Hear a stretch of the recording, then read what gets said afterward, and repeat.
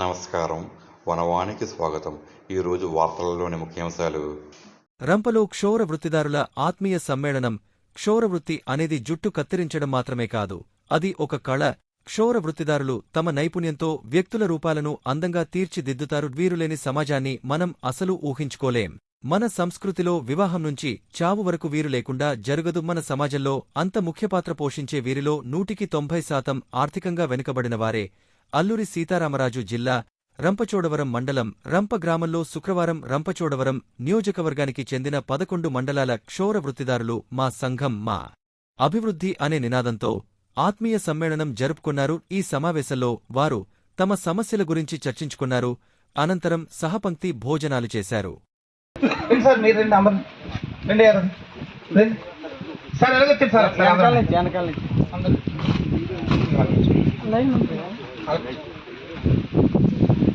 Senior వెళ్ళండి senior పక్క వెళ్ళండి పర్లేదు నుంచున్నారా.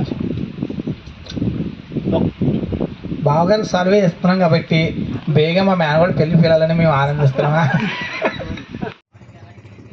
అల్లూరు సీతారామరాజు జిల్లా రంపచోడవరం మండలం రంపచోడవరం నియోజకవర్గం నాయక్ బ్రాహ్మణ సంఘ సభ్యుడైనటువంటి నా పేరు నరవా రాంబాబు అండి. నేను సంఘం ప్రెసిడెంట్ని.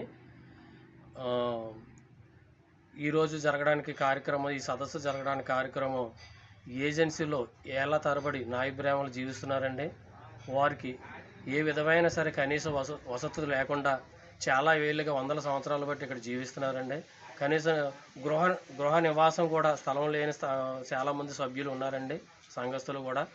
వాళ్ళందరూ కూడా రాబోయే రోజుల్లో ప్రభుత్వ అధికారులు కానివ్వండి, వేరే వాళ్ళు ఎవరన్నా సరే అండి, మన ఏజెన్సీలో నాయక్ బ్రాహ్మణులు అందరికీ కూడా ఒక గృహం కాదండి, ఏదైనా ప్రభుత్వ పథకాలు కాదండి, ఒక హౌసింగ్ కాలనీ కదండి ఇప్పించవలసిందిగా కోరుతున్నామండి. అలాగే పలు విధాలుగా చదువు నిమిత్తం అయితే కనుక వేరే విధమైన చాలా ఇబ్బందులు ఉన్నాయండి. ఆ ఇబ్బందులు కూడా చాలా ఎదుర్కొంటున్నాం మేము. కావున మమ్మల్ని వెళ్ళిన వారు అందరూ కూడా రాజకీయ పరంగా కానివ్వండి, ప్రభుత్వ పరంగా కానివ్వండి మమ్మల్ని ఆదుకోవాల్సిందిగా కోరి ప్రార్థిస్తున్నామండి. ఈ సదస్సు జరగడానికి ముఖ్య అంశాలు అదేనండి. ఈ రోజున అందుకే ఏజెన్సీ 7 మండలాల నుంచి కూడా మా సభ్యులందరూ వచ్చారండి.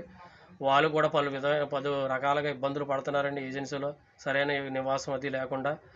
కావున వారికి కూడా ఏదైనా ప్రభుత్వ పరంగా కానివ్వండి, ఆర్థిక పరంగా కానివ్వండి, చాలామంది ఆర్థిక పరంగా కూడా ఇబ్బందులు ఎదుర్కొంటున్నారండి.